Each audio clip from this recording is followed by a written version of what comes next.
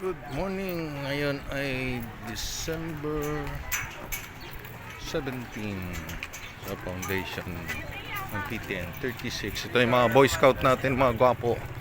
Mga gwapong Boy Scout ng PTN.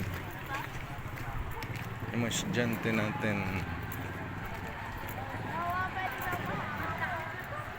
Punta tayong gym dito magmamas.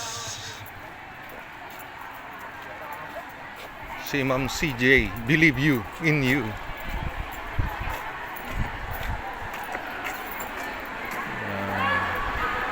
Ano ba yung mga grade? Mga plakad sila.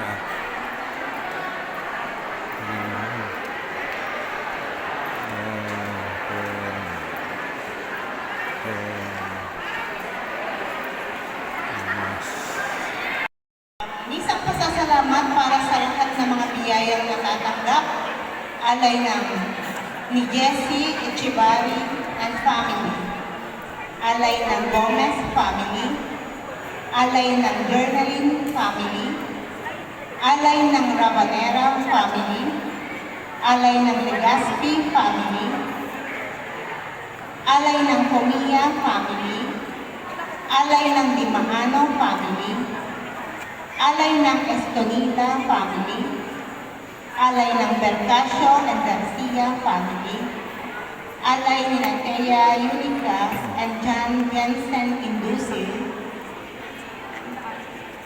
alay ng Lazaro at Esposo family, alay ni Alvin Masangkay at family, alay ng Babas at Aladin family.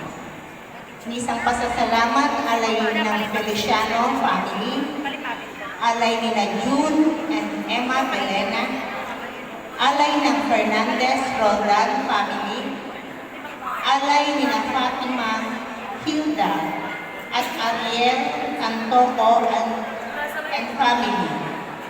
Isang pasasalamat alay nila Ana Lourdes at Marvin Bernardo, alay nila Mary Choi Hamot and family. Check my green. Alay ng Guyo Salvacion family, alay ni Chris at Tata Barongan, alay ni Pinky Del Valle and family, alay ng Cas Manila family, alay ni George Nidoy and family, alay ni Welma Vicente and family, alay ni Armida de Castro and family, alay ng Arevalo family. Misang pasasalamat alay ng Pinto family, alay ng Laseste family, alay ng Pille family, alay ng Vivar Nicolas family, alay ng Magbanwa Granada family, alay ng Ramos Insigne Lepitan family, alay ni Vilma Shason. Isang pasasalamat alay ng Dayanan family, alay ng Francisco at Basister family, alay ni Maria Dolores Bakli and family, alay ng Emily Orsos and family. Isang pasasalamat alay ng Mona Lisa Guillermo and family, alay ni Yahara K. Lingala and family. Isang pasasalamat ni Cinderella Caballes and family, alay ni Adrian Anthony Usano and family, alay nila Mary Jane and Bong Dagohoy and family, alay ng Grade 12 STEM. Isang pasasalamat alay ng Grade 7 Special Science Class, alay ng Grade 7 Gumamela. Isang pasasalamat ng Math Department Aspiras Tuliao family. Ipinagdiriwang natin ang 36th founding anniversary.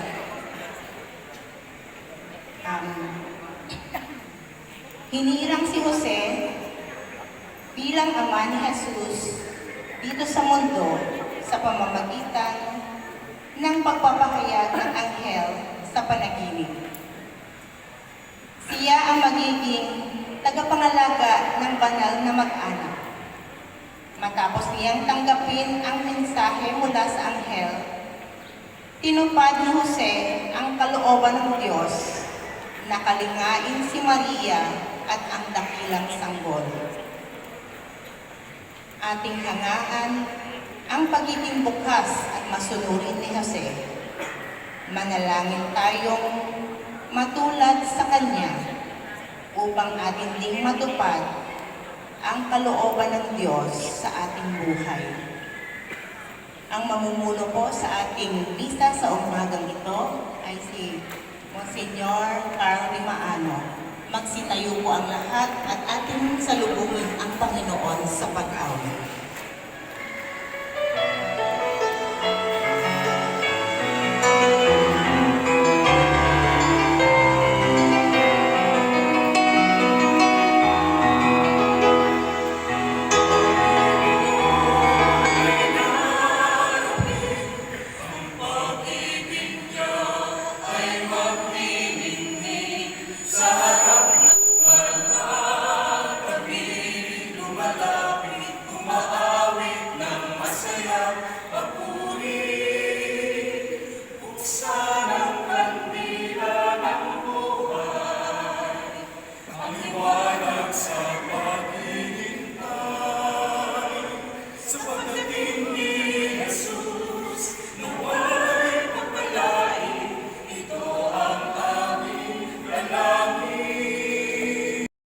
Isipin muna natin ang mga nagawa nating pagkukulang at pagkakamali at ihin natin ito sa ating Panginoon ng awa at pagpapatawad.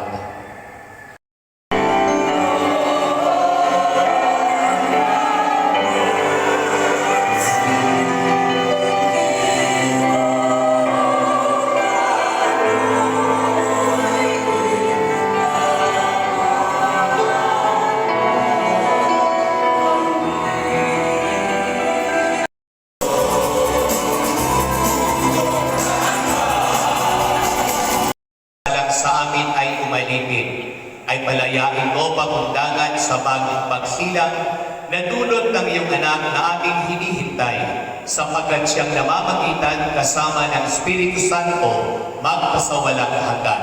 Amen. Pagbasa mula sa aklat ni Propeta Isaias. Nalalapit na ang araw, sabi ng Panginoon, na pasisibulin ko mula sa lahi ni David ang isang sangang naguwid, isang hari na buong karunungang maghahari. Paiiralin niya sa buong lupain ang batas at karunungan. Magiging magiwasay ang Huda sa panahon ng kanyang pamamahal, at ang Israel ay mapayapang mamumuhay. Ito ang pangalang itatawag sa kanya. Ang Panginoon ay maguwid.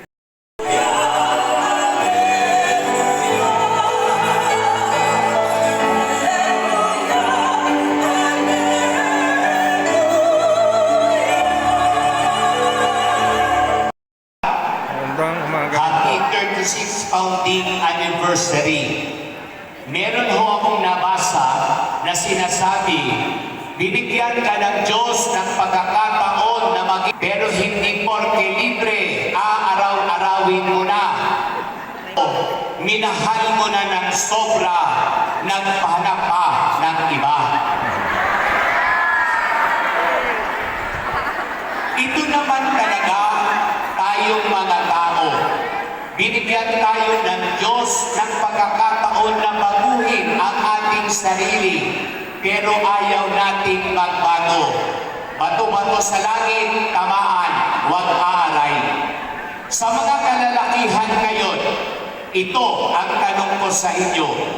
Kung ikaw ay engaged na at nalaman mo na ang pakakasalan mo ay buntis na, itutuloy mo pa ba ang magpapakasal?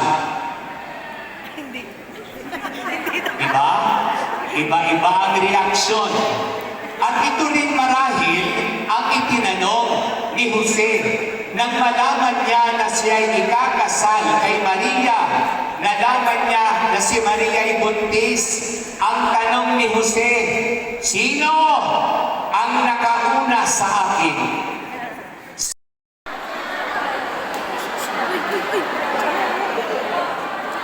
Praktika na natin. Sa buhay natin, alam naman natin na humaharap tayo sa lahat ng problema, sa lahat ng mga suliranin at mga makakasalubong natin ang mga ito. Minsan, hinaharap natin ito ng pagkalito at may takot.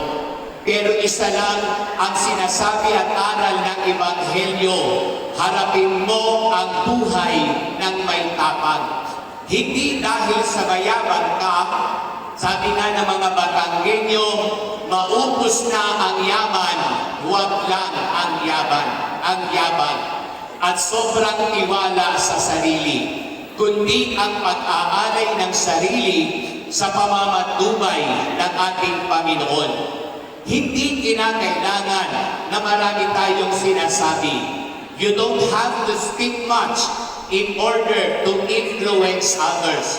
Sapat na ang gawa dahil mas makapangyarihan ang ating halimbawa.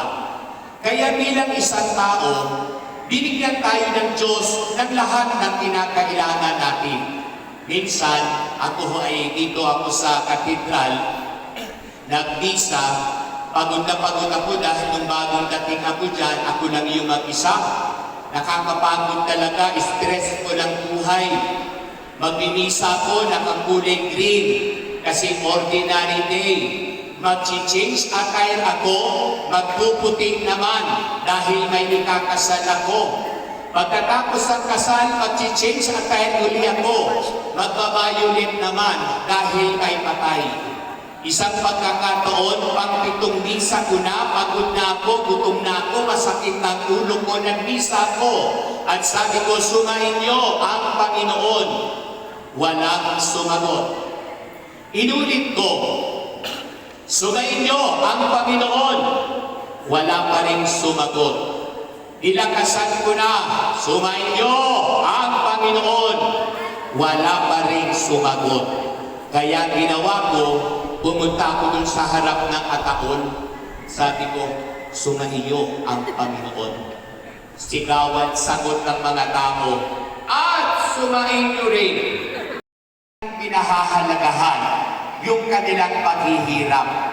Tip ko lang sa inyo, mga kabataan, gawin nyo kung ano ang ginagawa ng inyong mga nanay sa inyo. Ang mga nanay, maaga pa lang, nagluluto na, naglalaba, namamalansya, ihahanda ang lahat, tapos pakakainin ka. Para naman magulat yung mga nanay ninyo, isang araw, maaga kang gumising. Magluto ka, maglaba ka, ihanda mo ang lahat ng kinakailangan niya. Gisingin mo ang nanay mo at pakainin mo. At habang siya'y kumakain, sabihin niyo, yan, tanghali ka na naman gumising. Kasi tsak ka ng tsak. Yan, tanghali ka na naman gumising dahil kung ano ang ginagawa ko. Balik. Kaya nga, yung sinasabi natin, kapag ikaw ay pinagpalit sa iba, huwag mo nang iyakan pa. Huwag mo nang habulin pa at huwag mo nang hanapin pa. Ito ang tandaan mo. Ang mga basura, hinahanap talaga ng mga bakterya. Bilang isang tao, tayo ay nilikha ng Panginoon. Hindi tayo bakterya. Tayo ay bulaklak na patuloy na inaamoy, sinasamyo. Kaya tayo nagkaroon ng Pasko para ibigay sa atin ang diwa ng pagmamahal at pakikipagkaisa. Upang ang ating simbahan sa pamumuno ng Santo Papa at mga obispo ay masanay na umilingin sa kalooban ng Diyos sa iba't ibang sitwasyon na ating kinalalagyan, manalangin tayo sa Panginoon at ating wikain. Panginoon, gabayan mo kami sa iyong Espiritu Santo ng katotohanan, upang ang mga pinuno ng ating bansa, lalawigan at bayan ay manginig sa Diyos at sa tinig ng taong bayan sa pagbuo at pagpapatupad ng mga programa. Manalangin tayo sa Panginoon. Panginoon, gabayan mo kami ng iyong Espiritu ng katotohanan. Upang magampanan ng maayos ang mga tungkuling nakaatang, lalo higit sa pagsulong at pagpapalago ng aming paaralan. Manalangin tayo sa Panginoon. Panginoon, gabayan mo kami ng iyong Espiritu ng katotohanan. Para sa ating mga guro, naway bigyan pa tayo ng malakas na pangangatawan at malawak na pag-iisip upang patuloy natin magampanan ang pagiging isang tapat at mapagkalinang guro upang tumayong pangalawang magulang ng ating mga estudyante. At naway, huwag tayong mapagod sa pagpapalaganap ng ating kaalaman sa kanila. Manalangin tayo sa Panginoon. Panginoon, gabayan mo kami ng iyong Espiritu ng katotohanan. Para sa ating mga mag-aaral, naway isang puso at isang buhay natin ang mga itinuturo sa atin ng mga taong nakakasama natin sa ating paaralan. Lalo't higit ang ating mga guro na walang nagbabahagi sa atin ng kanilang kaalaman upang humugin at ihanda tayo para sa tunay na laban ng buhay. Manalangin tayo sa Panginoon. Panginoon, gabayan mo kami ng iyong Espiritu ng katotohanan.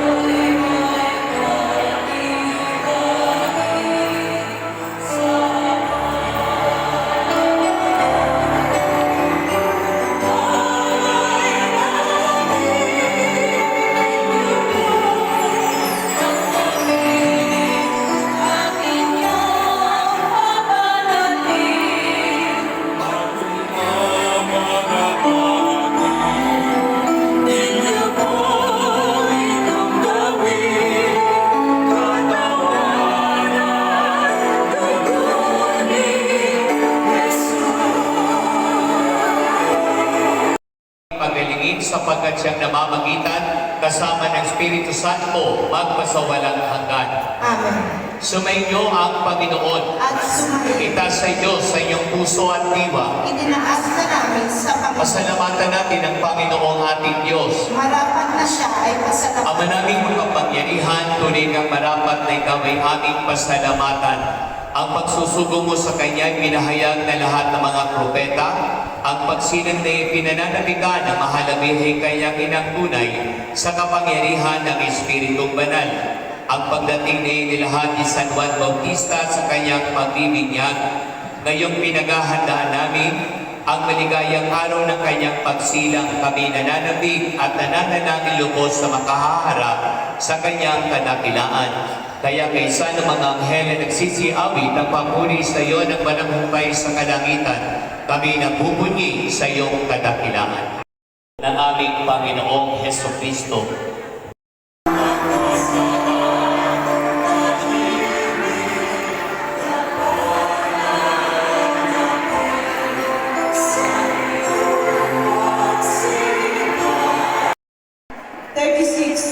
Founding anniversary ng ating paaralan. Sa mga guro, mga empleyado, maraming salamat po. Sa ating choir, sa ating operator na si Ma'am Kim, thank you. Sa ating pong mga lay ministers na kasama ni Father, thank you so much po. Sa ating mga altar girls and boys, thank you. Sa ating school principal, maraming salamat po, Sir Jesse T. Echevarri. At higit po sa lahat kay Monsignor Kyle De Mahano sa napakagandang misa at humiliya na kanyang ibinahagi sa araw na ito. Maraming salamat po sa lahat. Thank you po.